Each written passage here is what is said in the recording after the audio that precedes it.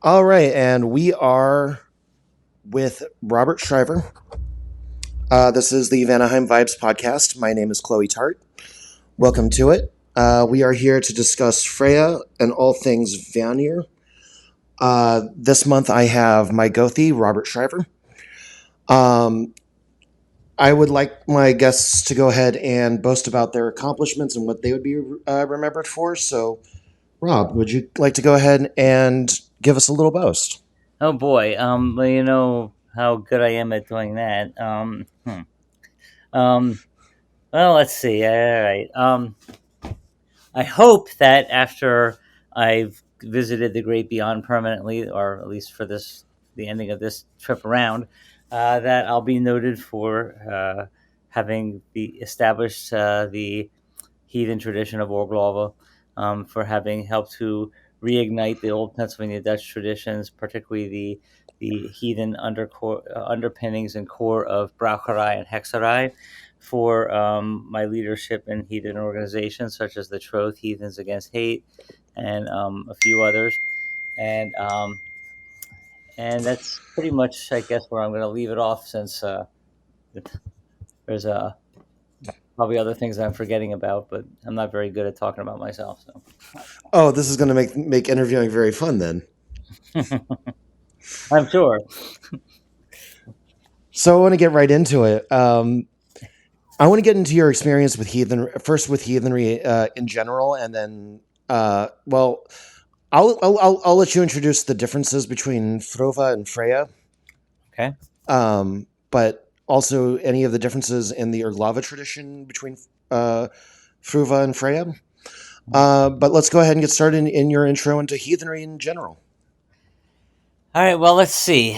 My intro to heathenry actually came when I was much younger, but I didn't realize it. It's one of those things when you look back, after you've actually made the conversion, and you look back to various points in your life, and you suddenly realize that there was something going on there.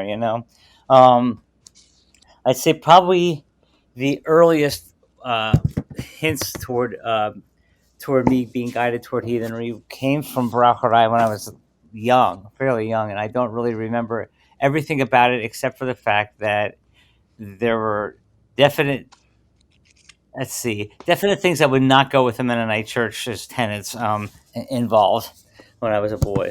But some of my relatives they knew a thing or two, and they would do a thing or two, and and a lot of it was not necessarily very Christian based, even if it turned up in the trappings of Christianity.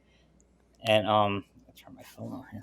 And and then I think the next thing is the folklore, particularly of Evaka Yeager, the Eternal Hunter, which is probably outside of the traditional Pennsylvania community, maybe not very well known, although his story did turn up in a Reader's Digest compendium of American folklore back in the '70s sometime. Um, but So I kind of grew up with one foot in this, hardcore, solid Christian, church community, and the other foot from the other side of my family with a little bit more of a, how should I say, a little spicier of a history when it came to folklore. And so throughout my life, I've kind of embraced both, although I was much more solidly Christian, I would say, in my late teens, 20s, and 30s. But then somewhere in my 40s, I began to question it again, particularly as a gay man.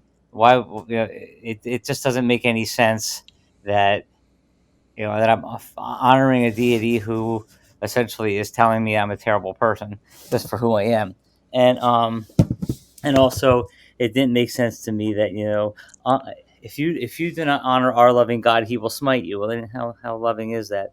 But there are a lot of other questions. I'm sure many of your listeners and you and others have gone through at various periods in your lives. Sometimes being pulled back by fear or family pressures or whatever.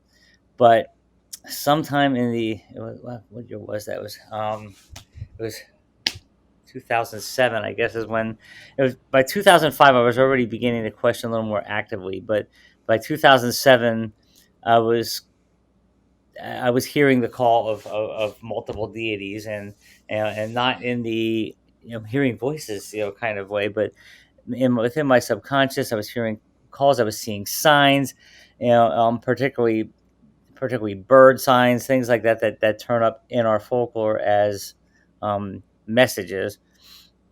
And then in 2007 September, I was on vacation. I went to my parents. They had a winter home in Naples, Florida. Went down there, and I finally decided while I was there, I was going to try to research some of this multiple deity thing.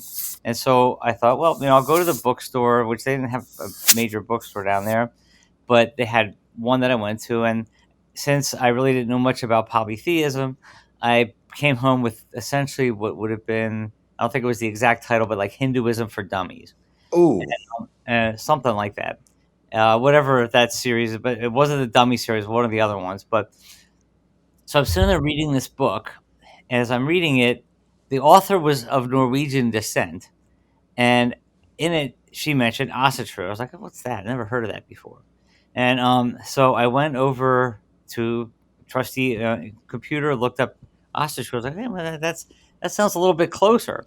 So I ordered Diana Paxton's Essential Asatru, and by the time I got back from Florida, the book was here, and I opened up and started reading. I was like, oh my gosh, those helpful entities from Braucherai.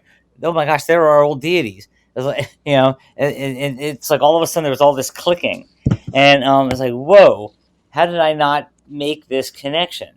And I didn't make the connection because it was buried so far within the culture, so as not to raise alarms back when before migration here, that it was just part of the culture, but people never actually specifically within Braucherai anyway called them deities. They called them helpful entities. Hexerai, on the other hand, called them deities, but I hadn't been really exposed to that in full force at that point. Particularly since where I grew up, Braucherai and Hexerai were were seen as one being good and one being bad, while in other parts of Pennsylvania and other variants of Pennsylvania Dutch, they're the same thing, which is a much healthier attitude. Same thing with some different perspectives, but not like one good, one bad. So I thought to myself, what's and we have all this lore, all this lore that I know about, plus things that need to be researched still, and so I thought, well, maybe we could work this in with the heathen tapestry, the southwestern Germans, um, bringing their lore in. But ultimately, what ended up happening is it took on its own identity because essentially what Orglova is it's the organization of very old things that had never really been organized. Plus, products of research that I had done since 2007, plus the influences of Braucherei. And then when I started interviewing Hexerei practitioners in 2010, that took on, added a whole lot of extra lore in. And then plus the evolution of Orglova since 2007. And so there's an affinity between Asatru and Orglova. We can all stand in this in ritual together, and it's all familiar to the way that the practice goes. In Orglova sense, our Samal ritual, which is a symbol, is actually it's not designed on the Asatru symbol. It actually follows a Braucherei Yule gathering, where the Brauchers would come together and they would have 3 rounds, usually of something consisting with elderberry in it, or elder in it, or elderflower, and but they're still very similar, and not exactly the same, but similar enough that most people don't even notice the difference. And so then from that point on, uh, I joined the Troth in I joined the Troth and the AFA in 2007 because I had no idea what the difference was at that point. And the funny thing about the AFA is, like, when I as time went on, I thought to myself, I thought that we had a whole like world war over this mentality. I was like, I really couldn't believe that people still were trying to push this narrative that somehow one group is, that superior, or that they, that people from different backgrounds can't hear the call of the same deities. Like all that stuff was kind of bizarre to me. But in 2009, I became steward for Pennsylvania from the Troth, and in 2011, I was elected to the High Reed, um, which is now just the board of directors. I 2013, I became the associate steer or the vice president. 2016 through 2020, let's see, through 2022, I was the steer or president, with the exception of the early COVID term because I didn't rerun in 2019, but I came back in 2020. And I don't know what else there is to tell offhand, but I'm sure it'll come along. But I hope that provides some background. Oh, that's a very, very rich and in-depth background. I want to go into Orglava a little bit. Could you give us first off uh, a description of the term and a definition of the term, as well as any other context for it?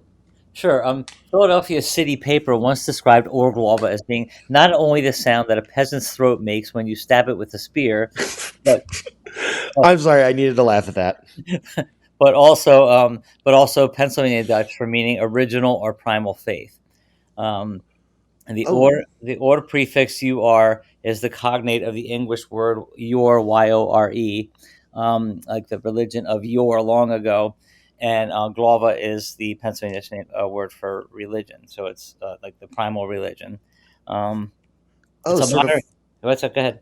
I was going to say it reminds me of Foreign Said. In a way, it is. And my elevator speech is that Orglova is a modern iteration of the ancient Germanic religion, as seen through the lens of the living Pennsylvania Dutch culture.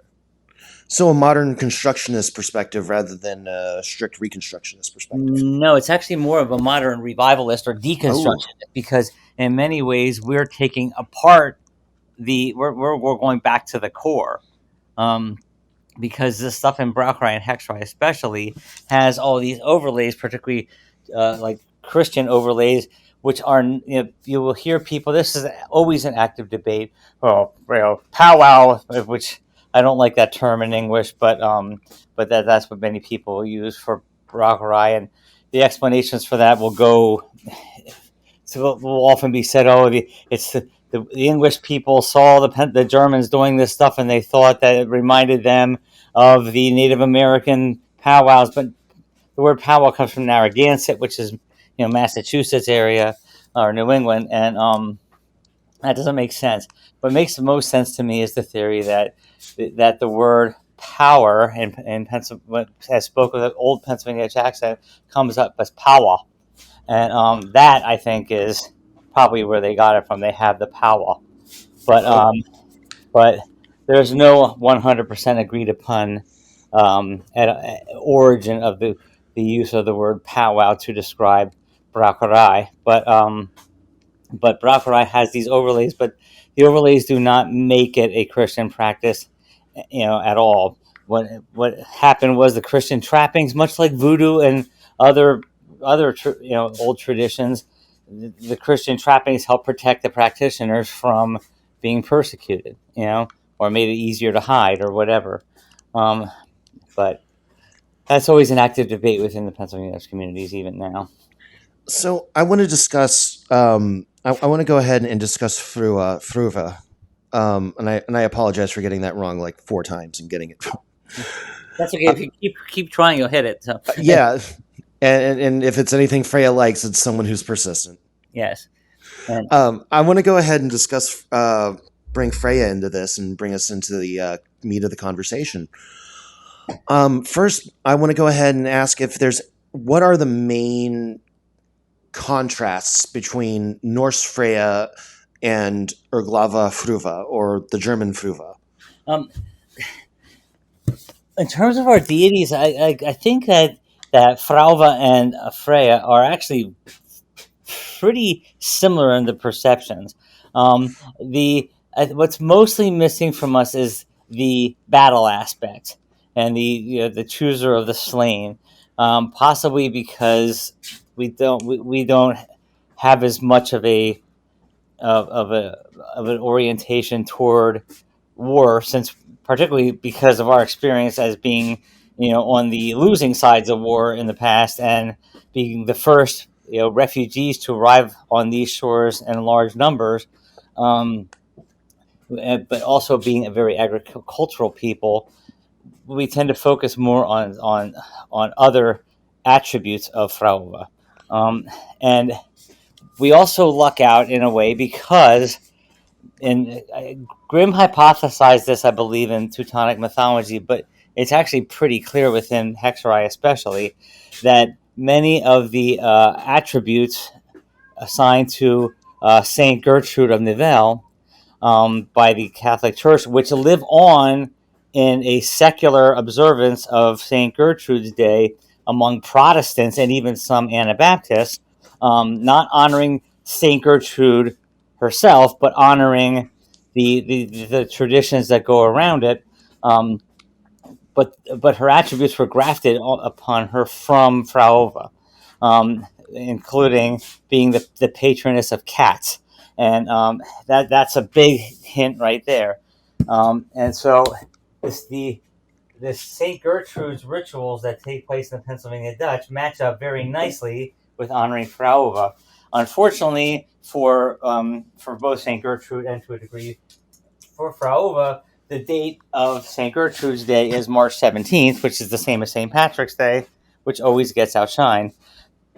But even among Pennsylvania Dutch Protestants, St. Gertrude's Day is beginning to build up steam as people begin to, you know, understand more the role of and the importance of one's own history of the people around them, history that developed a culture or a mindset, and the so St. Gertrude's Day and Fraua Sega for us, and we focus on kind of different things, but a lot of it has to do with tubers over in Europe or potatoes over here, and it's the completion here of the potato cycle. You make this you make this devotional bread out of potato of the last of last year's potatoes, and you're planting this year's potatoes while you're offering last year's potato bread up to Fraova, or to Saint Gertrude, either way, or to the universe or the cosmos, to whatever your higher power is in this case. And you're also providing something white for cats to consume. So the cats work their way in there, and it's a tidy little ritual that works out nicely for Christians of any persuasion, and for Orglover also.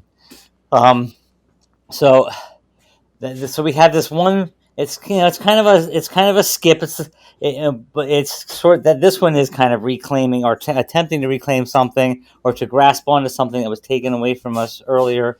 I don't know that it ever was a true pagan tradition per se, but it definitely captures the spirit of Fraua as we understand it. The other thing, and I think that you and many other adherents of Freya also share with us, with our perspectives of Fraua, is this like absolute sharpness of mind, like this business acumen that like Fraua is like the brains behind a lot of outfits. Of the not just the inspiration, not just the sexuality, which is not to be discounted at all either. We have that as well.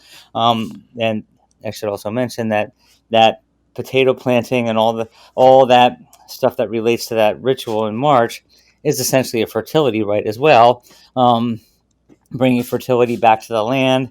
And another side comment with that is that for a supposedly Christian ritual, it's full of all sorts of pagan references, including the Lord of the Beast coming, and so there's all sorts of pagan, definitely pagan concepts within even the modern day Saint Gertrude's Day rituals for Christians. But the business acumen is a part that I think is often missing from many people's understanding of Freya or Frauva. But you were about to say something? Yeah, actually, I was curious about because I do want to come back to this idea of Freya as, because we like to see Freya in the bedroom, but I like to see Freya in the boardroom, Yes. and it sounds like we very much agree in that space. I want to come back to that. I want to put a pin on that and come back to it. One thing I want to ask real quick about first before we go there, um, with Frauva, is there any? What's the relation with magic with Brockerai and Hexerai? Because I know that Odin has a very strong connection, but I haven't seen Freya so much. Well, within Brockerai and Hexerai, it's really Hola and Vice Kepiki Fra, the white-haired woman, who kind of run most of it. But all the deities have some capability in this. In Frauva, much of the magic is involved the in the shaping of the land, and the energies that flow from all living plants among each other and into humans. Um, you know, by from Hexerai's perspective, Frauva is a comparatively younger goddess compared to Hola or Erda or some of the others.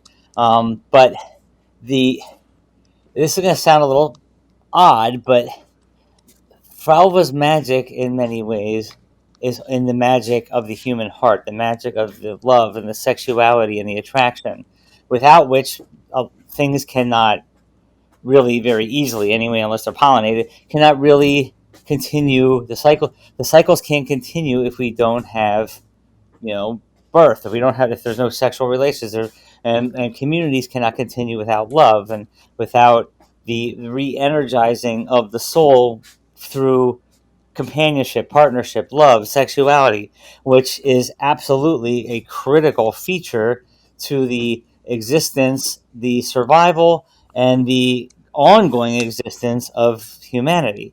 So much like Hola may be in charge of the cycles of life, death, and rebirth, that you can't really have much of that rebirth part if the love, companionship, sexuality, if those things are not being enacted throughout each individual's life, or without community seeing that same inspiration. Does that make sense? Yeah, it's the idea that more than just the penetrative act of sex. There's also the communicative. There's the companionship. There is the connection. There is the unity in purpose in that moment. And not even just that moment. I mean, because while yes, we see Frauva as being there for sexuality, many of us, particularly gay men, also look at Fro as being, in many ways, kind of the patron of gay man.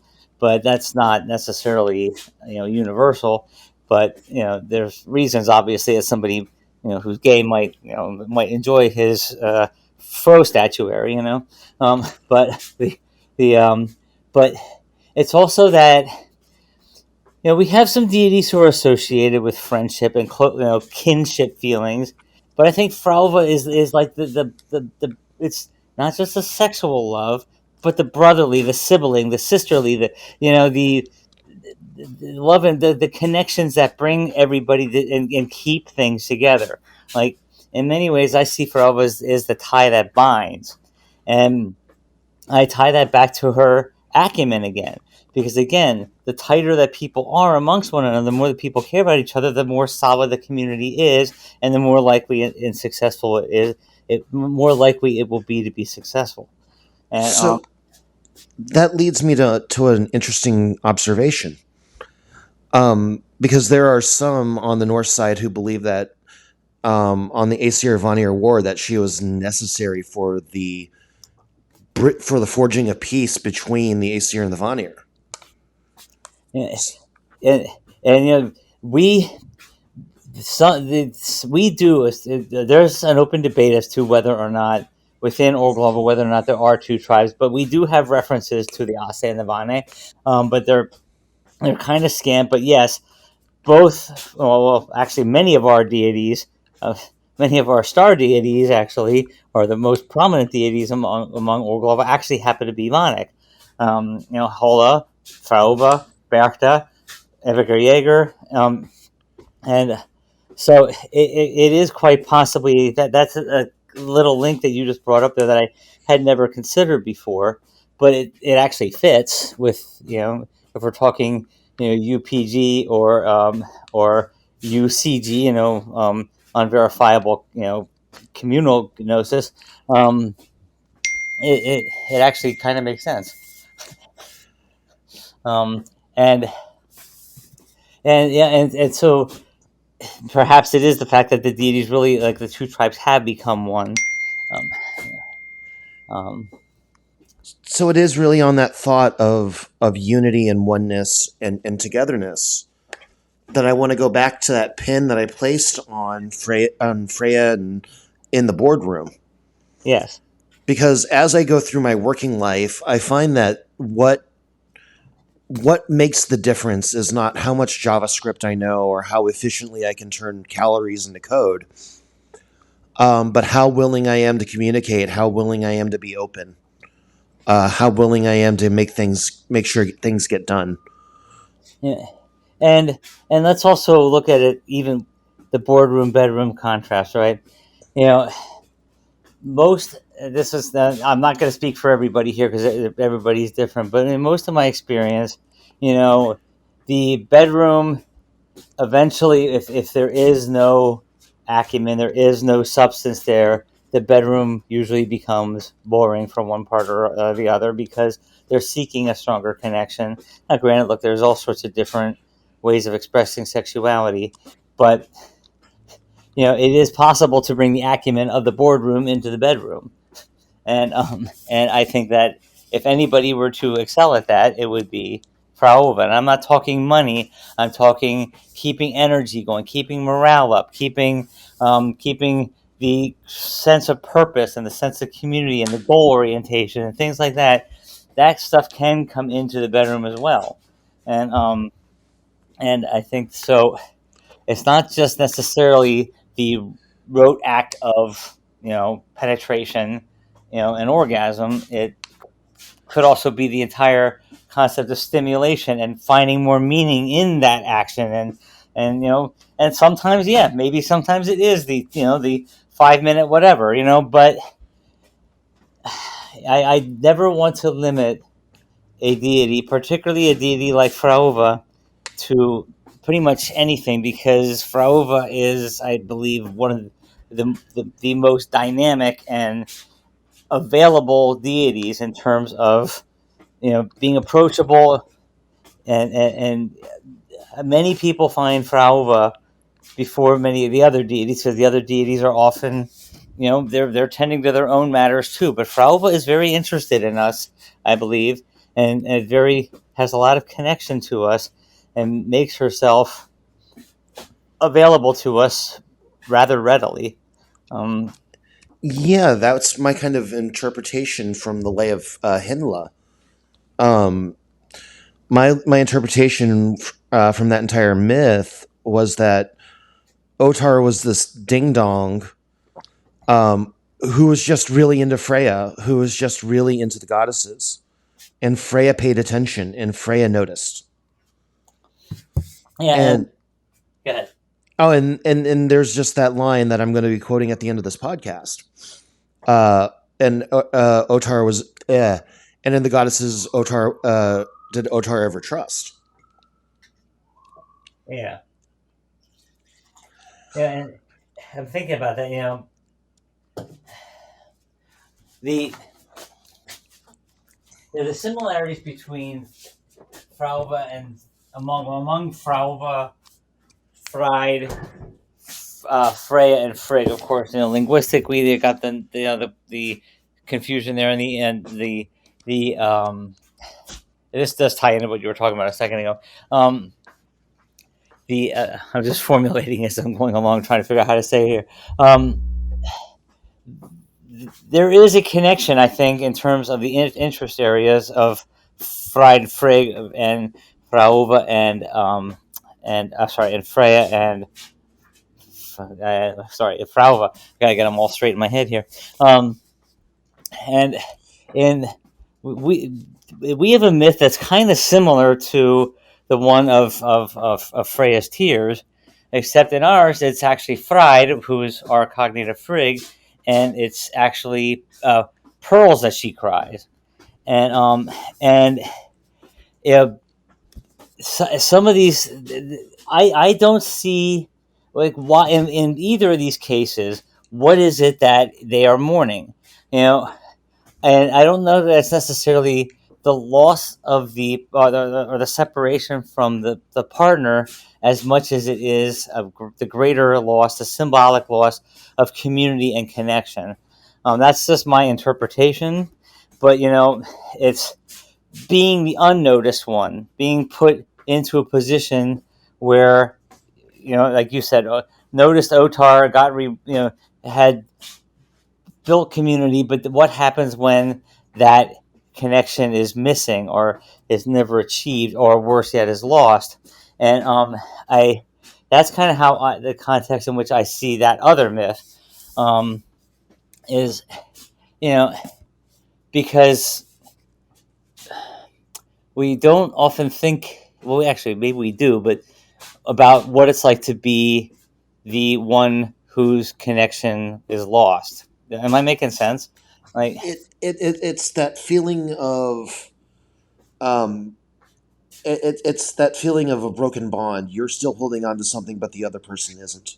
and coming with it is despondency, um, exclusion, um, and like, so Rejection. rejection.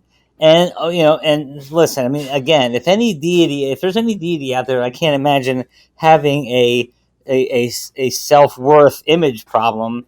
It would be Fraova. But the fact that Freya, either one, the fact that they do go through this shows again just that they can also relate to us, that we are they are we, like they can understand the things that we go through.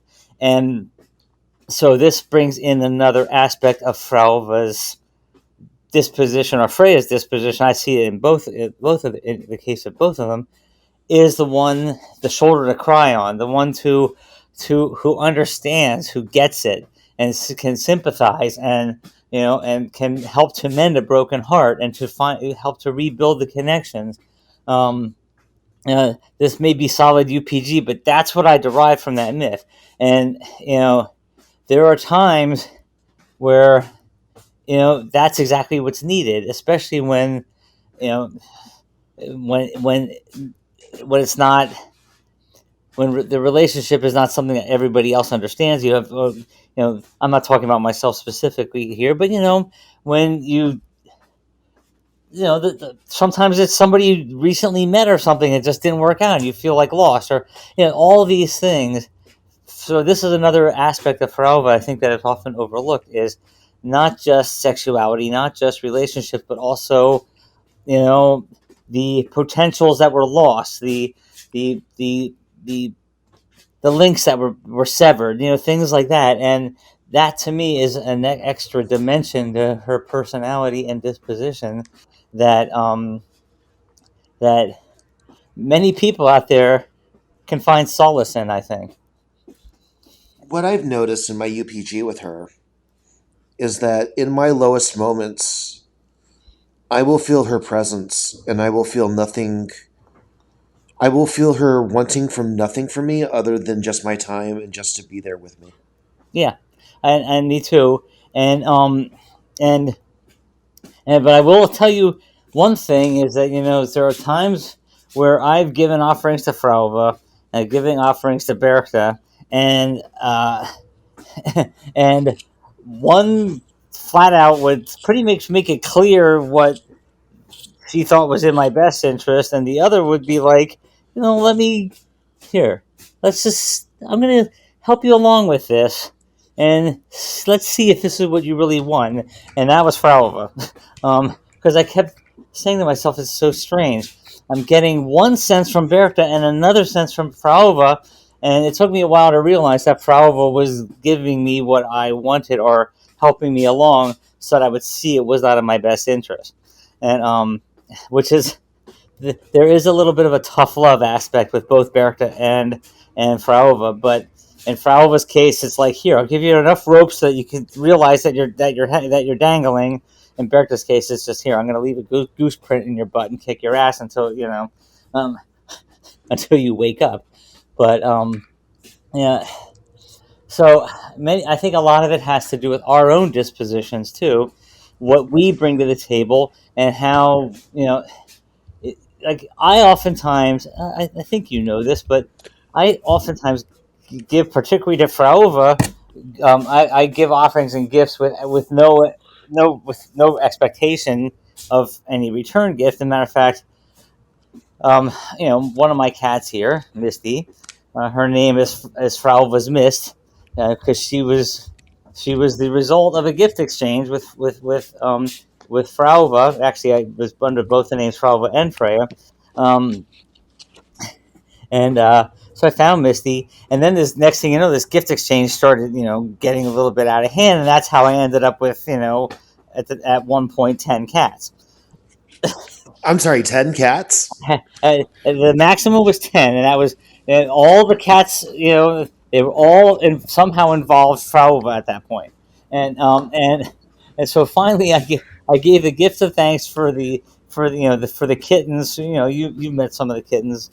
Mama and her brood gave birth on. Mama gave birth to 6 kittens on my front porch on Mother's Day 2012, and literally right after I had given, like a couple days after I had given Farova a return gift for something earlier, and I was like, okay, I'm going to give you a gift now, but, but this gift is just to put a pin, put a lull in our exchange, but but that last exchange with the cat, I'm down to 7 now, but it brought so much joy, into my life, and yeah, so I actually view the presence of these cats. Mama's now a lot older and she's blind now, but she was a stray. She has a home, and all her kittens are this last we tried to get previous litters that she had in the wild, in, but we couldn't. But this one we set up on the front porch. I made the gift exchange to Fraova, and she gave birth right where we had set up for her. And I looked at that UPG. Yep, I looked at that as Frauva's divine providence coming in. So So something occurs to me, and it's entirely one of those unrelated thought moments, because one of the things that I realized about Freya long ago that brought me into working with her is that the sense that I get is that the kind of womanhood that Freya represents, that Pharaoh represents, to me is the idea of like the cool aunt, the aunt who will teach you like how to deal with like how to will teach you all about like sex, will teach you about life, and teach you about boys and girls and tell you all that you need to know, in ways that your mother could never do. I In a can way, see. Yeah, and that I see that there is a relationship, because I think that there is a give and take between Frigg and Freya on that view of womanhood, because sometimes you need Frigg, sometimes you need Freya. that's a good Uh, point. and for me, I just want to make sure that this is not something that I'm, you know, really, walking off script on. No, number one, generally speaking, one of the things I've discovered with Fraува is that Fraува also reveals herself to people, again, especially those who want to get to know her, who seek to get to know her. She'll share with, but I'll add one thing to it. Is like, Fraува is your cool aunt, the aunt who gives you the information that you need to know in order to get by, would also be the one who's sitting down telling you, don't just rely on your looks to get by. Don't just rely on your relationship. You got a mind too. Put it to use. go get yourself educated, get your, do the best you can, be smart about your choices. You know, it's like, yes, enjoy your sexuality, but don't be anybody's fool. And Also, use a condom. um, well, not necessarily that, but yeah, maybe, but like, but don't be anybody's fool. And because listen, I think that you know, I think that sexy Frauva is totally valid, but it just not that's not all whom I see her as being. I see a far more complete and robust, if you pardon the term, but um, I see a much larger and much larger than life goddess deity who is capable of doing anything, but won't just sit there and like be anybody's tool or fool, and doesn't want that for anybody else either, because that doesn't help to build community. It doesn't help to build the strength of the people who follow her. And you know and I just, maybe this is my own interpretation, but I kind of like that. I kind of like somebody who's saying, "Hey, enjoy your sexuality, enjoy being who you are. If you want to make temporary choices to do this or whatever, but as long as you are using your own mind to be where you want, rather than being someone else's slave, or like." And by that definition here, I mean someone else's slave that you don't control. Like, if that's what somebody wants and they're actively applying that, that's fine. But it's more a matter of control, and being in control of your own circumstances and your own destiny. If you choose to cede that control to somebody, that's your conscious choice. That's fine. But you know what I'm saying? I see Frauva as allowing and giving room for everybody's choices, but as long as they're actually their choices, choices that they can make and they have the ability to make, rather than having them made for them and outside of their control. The full realization of the inner self. Which is, that puts us right back into magic. That puts us right back into the ability to affect the world around you based on your intentions and your desires and your actions.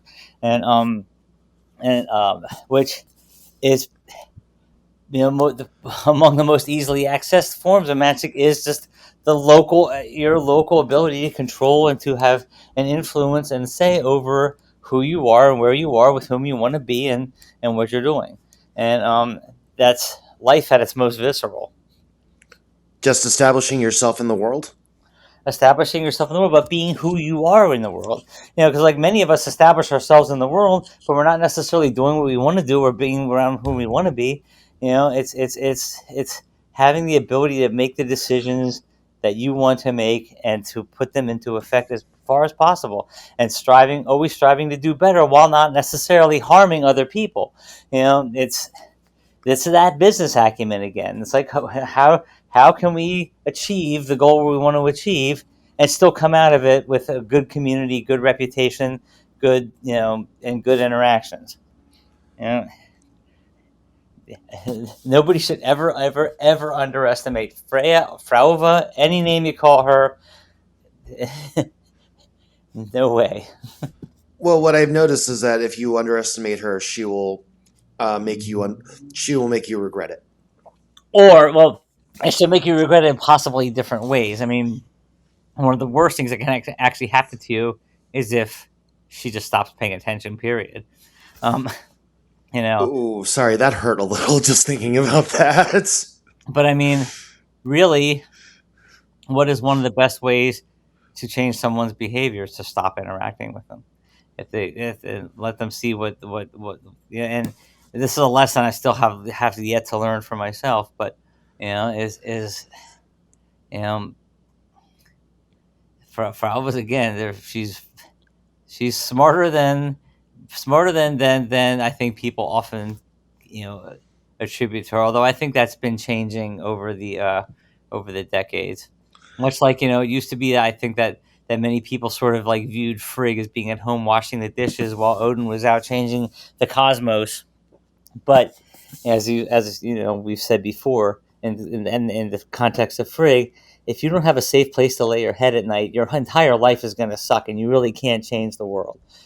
And you know, just reviewing and understanding many of the old concepts. In Freya's case, yeah, great, goddess of sexuality. Here, let's go into battle with clothing that could not possibly protect us. Whatever in the old imagery. But then when you start to realize that, even if she were to do that, there would probably be a purpose behind that would involve distracting people or something. Who knows?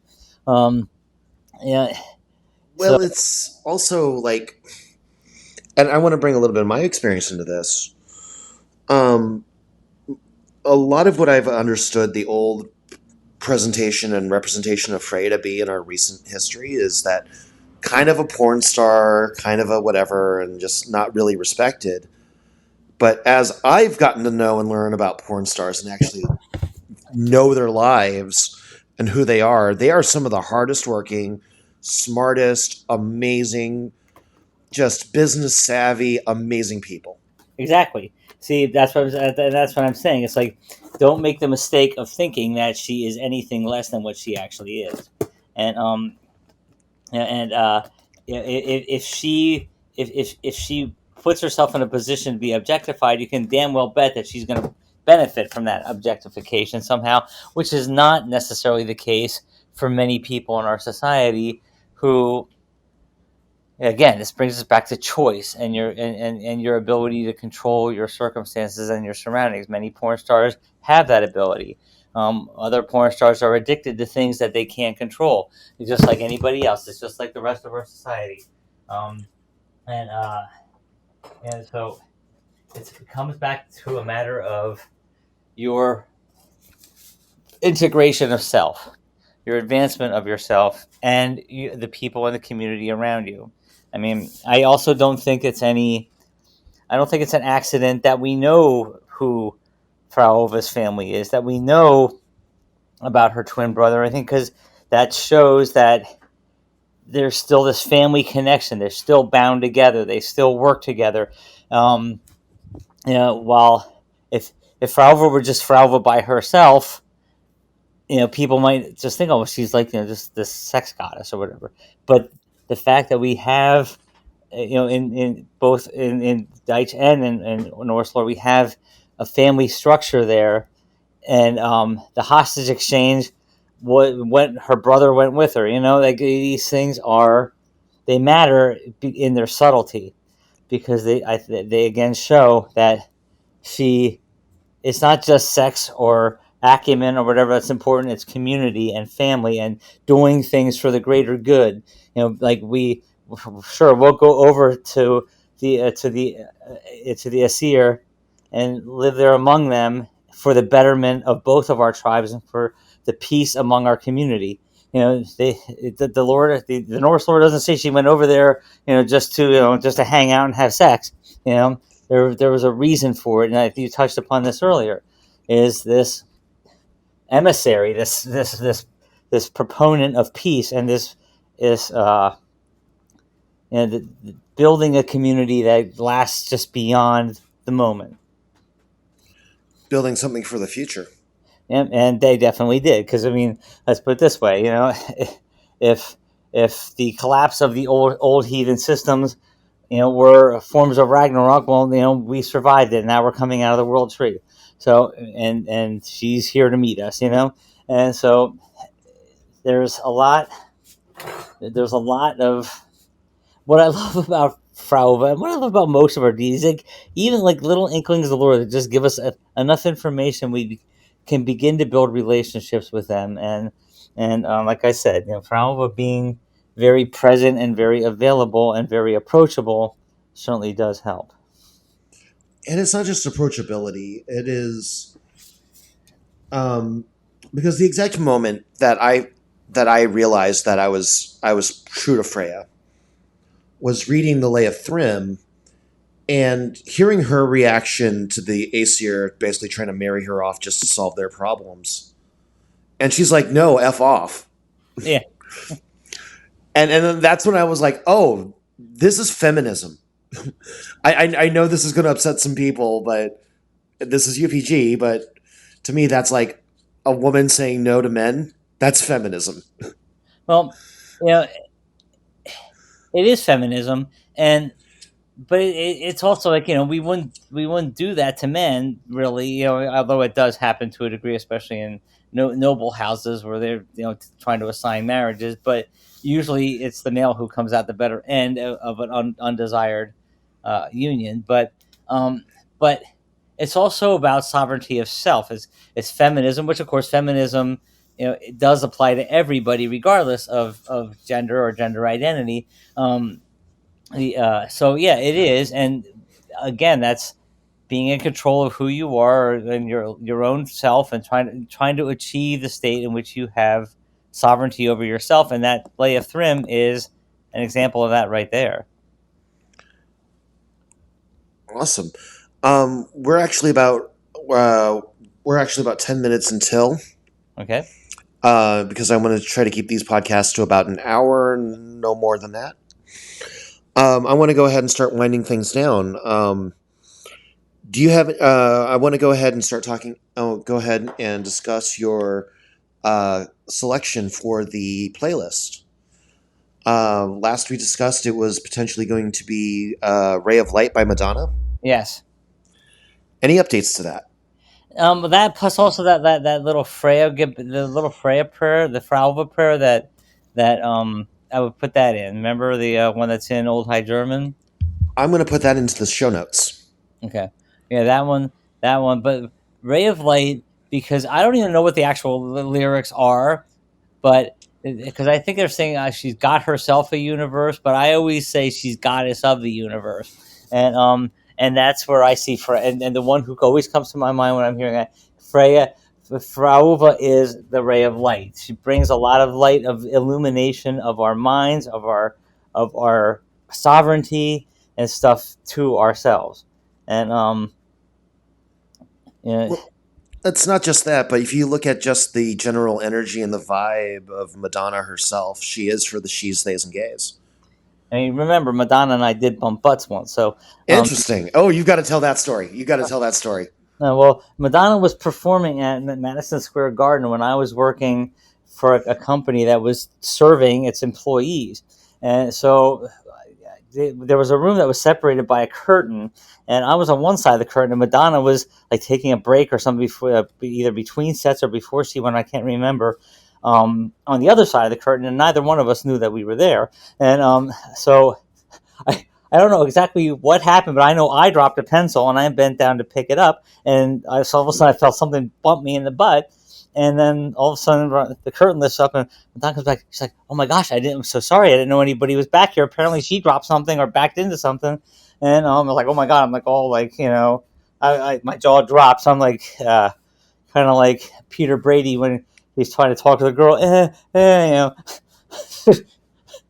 So then she went back off to the stage, and I'm like, okay, that was Madonna, right? And yeah, but yeah, that was a very interesting time. But and I had actually requested to be at to work that event because I wanted to hear her sing "Ray of Light." Oh, So nice.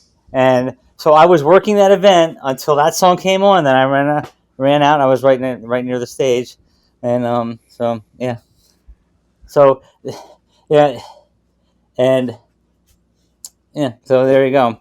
And by that point, by the way, I will also say by that point I had already converted, and so Frauva Freya was in my mind with that song already. Awesome. Which, by the way, I never made that link until just now, but I had converted already. Oh, that's the fun part of these little conversations is Oh that yeah, we all get the to yeah. Go ahead. we get to break down these little things in our lives and just just realize we just said something that is profound or connected to us, and we have to sit and like think about it for a little while. And it's just like I told you, it's just like with the mind shift. You begin to notice things and be able to make connections, or something that somebody once said to you like 20 years ago that didn't make sense to you suddenly makes sense. It's those little things. And so, and just like this, I never quite made the connection that I was there to see Ray of Light. And now here we are all of a sudden talking about in the context of Frauva, who I was thinking of, but it just wasn't actively on my mind until just now. Beautiful. That's one of those mind shift moments. Remember, I told you that when you feel that, when you suddenly make that realization, no matter how small, it gives you a reinforcing feeling. Well, I just had one of those, and it's been a while since I've had something like a new realization, even a small one, something that's coming from my own mind you. Um, Actually, give me that nice reinforcing feeling, and I feel like going outside and skipping in the garden. But That's kind of what I'm hoping for with this podcast, is that, getting people to feel that way. eh, life's miraculous, and and that's another message I think from Frauva. That kind of thing is life is like life can be fun. The business acumen is also about giving you the things that you need, and I'm not talking necessarily the goods, but she's not so much against the goods either. But the goods all come from the success that you build, and so. Yeah, it's one thing I've noticed about our path is that one of the things that we seem to be working towards that other religions don't is towards joy. Yes. It's towards building something in our own lives. It's something that I feel is kind of unique to heathenry, because we don't have all of the answers, and we get to find those answers out for ourselves. And exactly, because if anybody ever tells you that they have all the answers, turn and run or walk away quietly. I mean, because nobody has all the answers. I don't even think our deities have all the answers. They got more than we do, but I don't think that they do either, because I think that they're still evolving too. But they have Well, a hell of a lot more answers than we do. well, for me, half the answers half the time are I don't know. So I tend to go from that perspective. I Um, don't know, but let's find out. well, yeah, there. Let's find out. Well, here, why don't you take a chance and do that? See how that works out for you. Or you know what? I think that's a great idea. Roll with it. But but again, coming from a place of wisdom is generally better than just haplessly moving forward. Although you know what, I was not always opposed to that either. You know, Sometimes you need to recklessly charge forward, otherwise you will never understand what it is that you're doing. there's places for just about anything in our existence. It's just a matter of how much to a degree. We need downtime. We need to like people can't be working all the time. They shouldn't be on all the time, and there should be times where you can just kind of like let down everything and just what, for the next 12 hours I'm checked out. And that should be fine. And but that making that as part of, it's still under the paradigm of you making that active choice, and and dealing with consequences, good or bad, that come from it. um, And with that, I think we're going to go ahead and call the podcast to a close. okay, let's call the podcast to a close. Awesome. And thank you, Rob, for joining me. Thank you for having me. And I will end this with taking a large risk by trying to pronounce Icelandic. I true thee, Otar a Singer. And with that, have a good night.